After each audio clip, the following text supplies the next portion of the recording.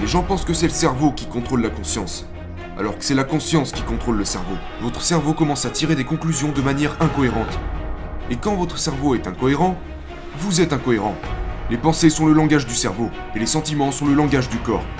La façon dont vous pensez et vous vous sentez crée votre état d'être. Vous êtes tellement habitué à vivre dans la culpabilité que vous ne savez même plus pourquoi vous culpabilisez. Rappelez-vous aussi que nous sommes les créateurs de nos vies, et pas les victimes de nos vies. Ne négligez pas cette chose qui est celle d'investir en vous-même. Investir en soi, c'est investir dans l'avenir.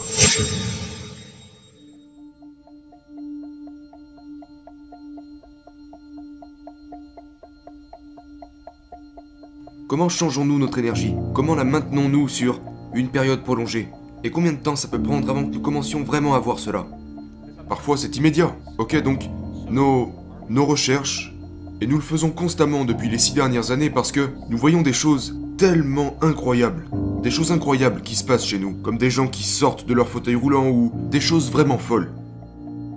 On peut vous dire si une personne est prête à changer ou non. On peut vous dire pourquoi une personne ne changera pas. On peut dire à une personne ce qu'il faut qu'elle fasse pour changer. Alors qu'est-ce qu'il faut pour changer? Eh bien, la plupart des gens gardent leur attention.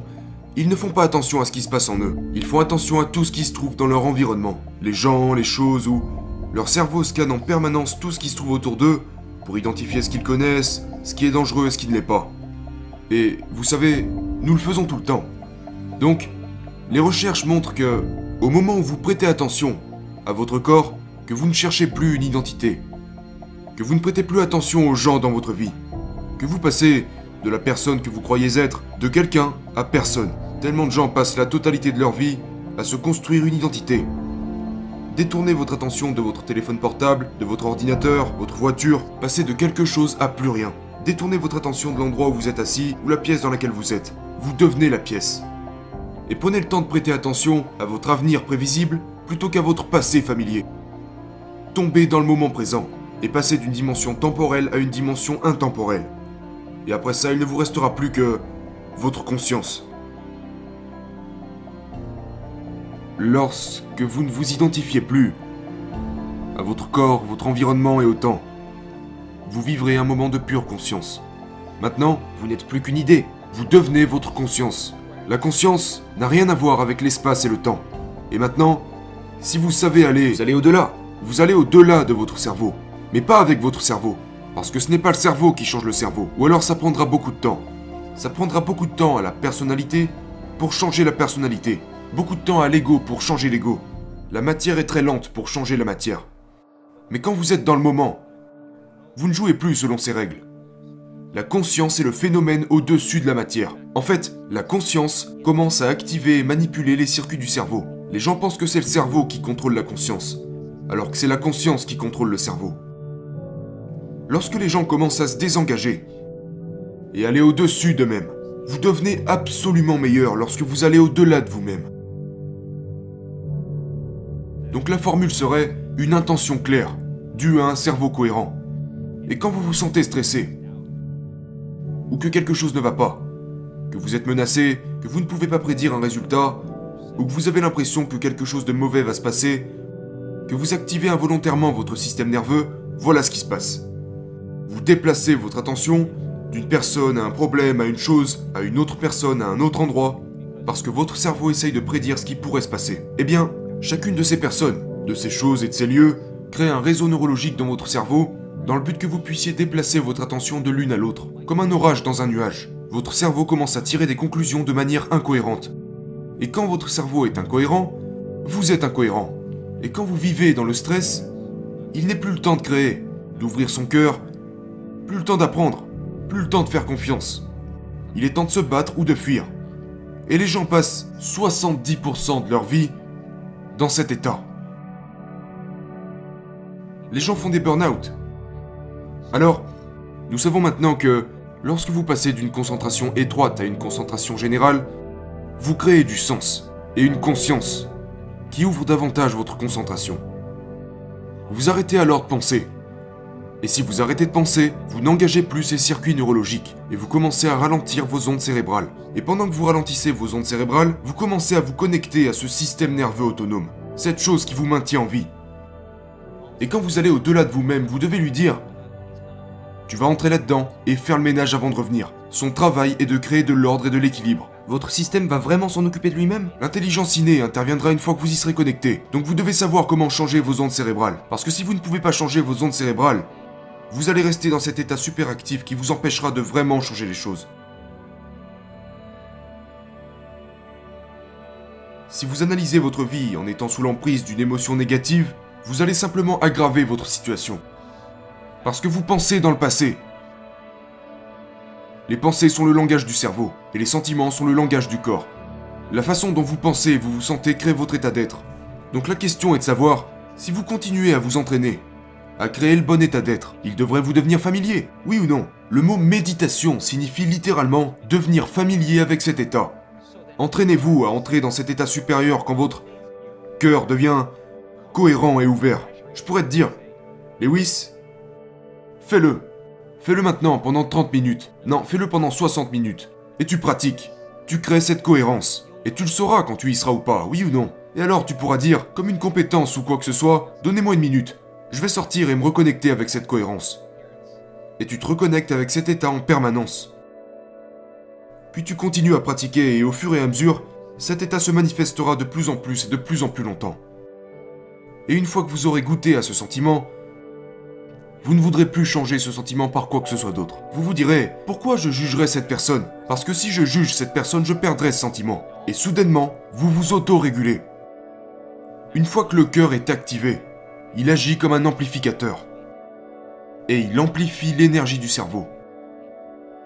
Donc une fois que vous commencez à ouvrir votre cœur, et qu'il commence à signaler au cerveau que vous allez supprimer vos mauvais systèmes, eh bien en fait la recherche montre qu'il réinitialisera votre ligne de base. En d'autres termes, si vous êtes anxieux et vigilant, et que vous apprenez à vous auto-réguler, vous réinitialiserez réellement votre ligne de base. Et vous vous direz, eh bien, ce choc m'est arrivé il y a 15 ans quand j'ai vu quelqu'un se faire assassiner ou peu importe, et vous direz, ouais mais ce moment, le cœur, pas le cerveau, c'est le cœur qui réinitialise réellement l'amygdale cérébrale.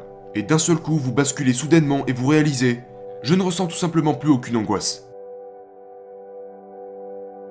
Les gens envisagent toujours le pire scénario dans leur esprit. Et ils commencent à embrasser émotionnellement cet avenir avant même qu'il se manifeste. La pensée et l'émotion vous conditionnent. Les gens me disent, eh bien, je suis comme ça à cause de cette personne ou de cette chose. Et je leur réponds toujours, donc vous êtes en train de me dire que cette personne ou que cette expérience passée contrôle vos pensées et vos sentiments? Oh, ça signifie que vous êtes une victime de votre environnement. Mais quand vous commencez à changer vos pensées et vos émotions, et que ça commence à produire un effet sur votre environnement, vous êtes en train de changer cette croyance qui dit que vous êtes une victime, consciemment ou inconsciemment de votre vie, pour devenir davantage le créateur de votre vie.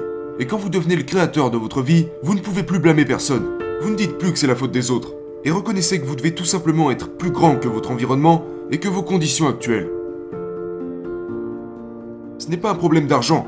Ce n'est pas une question de santé. Il ne s'agit pas de vos relations. Il s'agit de qui vous voulez devenir. Parce que surmonter toutes ces limites pour devenir quelqu'un d'autre, personne ne le fera à votre place. La plupart des gens se lèvent le matin et la première chose qu'ils font, ils pensent à leurs problèmes. Et ces problèmes sont des souvenirs du passé. Donc au moment où ils pensent à leurs problèmes, ils vivent dans le passé. Donc ils se lèvent le matin, ils checkent leur téléphone portable, ils regardent leurs messages, ils vont sur WhatsApp, Facebook, ils publient quelque chose sur Facebook, ils vont tweeter quelque chose, ils regardent les nouvelles, ils vont dans leur salle de bain, prennent une tasse de café, ils prennent une douche, ils s'habillent, ils vérifient leurs mails, ils se rendent au travail par les mêmes routes et font les mêmes choses. Donc c'est un programme. Les gens ont échangé leur libre arbitre contre un programme. Donc, si vous commencez votre journée par vous poser cette simple question. Quelle est la meilleure version de moi-même que je pourrais viser aujourd'hui? Écrivez 4 pensées, dont vous resterez conscient toute la journée. Écrivez ce que vous dites, comment vous le dites. 4 choses que vous voulez changer. Comment vous agissez. Comment vous vous comportez. Est-ce que vous vous plaignez? Est-ce que vous blâmez les autres? Vous faites des excuses? Vous avez une conscience de victime? À quelle émotion vous fiez-vous le plus souvent? Vous êtes tellement habitué à vivre dans la culpabilité que vous ne savez même plus pourquoi vous culpabilisez. Quel comportement vais-je adopter aujourd'hui? Quel choix vais-je faire? Faites-le au moins pendant un jour. Et juste comme vous l'avez dit, répétez-le. La répétition commencera à installer de nouveaux matériaux neurologiques dans votre cerveau. Et si vous continuez à le faire, ça deviendra un programme et vous commencerez à penser et agir selon ce programme. Mais voilà la partie difficile. Réussirez-vous à enseigner émotionnellement à votre corps la sensation que vous éprouverez à l'avenir avant même que vous y soyez parvenu? Et ne vous levez pas tant que vous ne ressentez pas ce que ça fait. Pratiquez ça pendant quelques jours et voyez si vous pouvez rester dans cet état. Deuxièmement, prenez du temps à la fin de votre journée. À la fin de votre journée, allongez-vous par terre et remerciez la vie. Ressentez cette gratitude. Apprenez vraiment à votre corps à ressentir cela, comme une signature émotionnelle de gratitude. Parce que lorsque vous éprouvez de la gratitude, vous recevez quelque chose. Si vous êtes dans un état de gratitude, toutes ces pensées vont pénétrer votre corps. Parce que si vous répétez « je me sens bien, je me sens bien, je me sens bien, je me sens bien, je me sens bien », mais que votre corps se réfère à votre négativité, il vous dira « non, tu ne l'es pas, tu ne l'es pas, tu ne l'es pas, tu ne l'es pas ». Prenez 10 minutes et juste ressentez-le de tout votre cœur. C'est tout. La troisième chose, et c'est très important, prenez le temps, peu importe quand c'est. Asseyez-vous et fermez les yeux. Et commencez à ouvrir votre attention à l'espace autour de vous. Et sentez-le. Prêtez attention à lui et devenez-en plus conscient. Le fait d'étendre votre conscience va en fait réduire les hormones de stress et créer des ondes cérébrales plus cohérentes. Et vous pouvez le faire n'importe quand. C'est juste une pratique. C'est une pratique. Et plus vous le ferez, mieux vous le ferez. Rappelez-vous que le divin est en chaque être humain. Et que nous devons faire des efforts pour nous connecter à lui chaque jour. Et personne n'est trop spécial pour ne pas y avoir accès. Rappelez-vous aussi que nous sommes les créateurs de nos vies. Et pas les victimes de nos vies. Ne négligez pas cette chose qui est celle d'investir en vous-même. Investir en soi, c'est investir dans l'avenir. Et quand vous investissez en vous-même, que vous investissez dans l'avenir et que vous croyez en vous-même, les possibilités s'ouvriront à vous. Et je pense que tout le monde croit secrètement en soi et donc prendre le temps de comprendre que nous sommes des êtres de progrès. Trouvez le temps de vous pardonner et pardonner les autres. Repartir à neuf, le jour suivant, est une bénédiction. Et pour finir, je ne pense pas que notre but dans la vie devrait être de viser la célébrité ou le succès, l'apparence ou l'intelligence. Notre but dans la vie devrait être de supprimer ces blocages, ces barrières, ces limitations qui se dressent entre nous et l'intelligence divine. Nous n'avons pas à essayer d'être aimés ou d'être importants aux yeux des autres ou d'être reconnus. Nous devons simplement être heureux sans aucune raison. Je pense que c'est notre état d'être naturel.